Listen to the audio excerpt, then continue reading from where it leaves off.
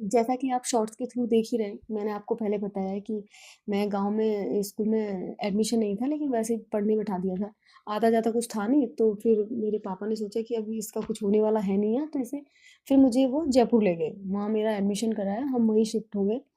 तो मेरा नर्सरी में एडमिशन ले रहे थे वो स्कूल वाले, जो कि फिर पापा ने कह सुना के फिर मेरा टेस्ट लिया, जिसमें मैं 0 थी, मुझे कुछ नहीं आता था, कुछ भी नहीं, कुछ नहीं। फिर लेकिन ले दे के उन्होंने मेरा एडमिशन यूकेजी में कर दिया।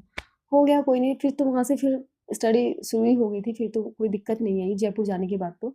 लेकिन स्कूल में भी कभी-कभार ऐसा हो जाता था कि प्रार्थना होती रहती थी। तो जब प्रेयर होती थी तो क्या होता था कि उसमें हम एक आँख बंद करके और देखती रहती थी मैं, कि क्या हो रहा है क्या नहीं। मतलब प्रॉपर मेरी पूरी आँखें बंद नहीं होती थी, कुछ ना कुछ मैं करती रहती थी। पीछे से मैडम आती थी, धपाक से एक सर में मारती थी कि आँखें बंद, दोनों आँखें बंद, कर लेते थे।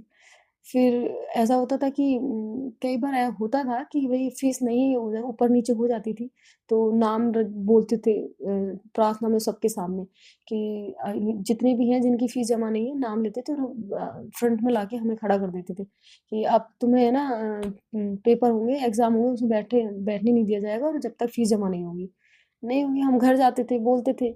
ऐसा भी हुआ है कि प्रार्थना में लाके खड़ा कर देते थे और जैसे कि प्रेयर में वो होता था कि भई नेल्स चेक होते थे, किसके बड़े हैं, किसके छोटे हैं।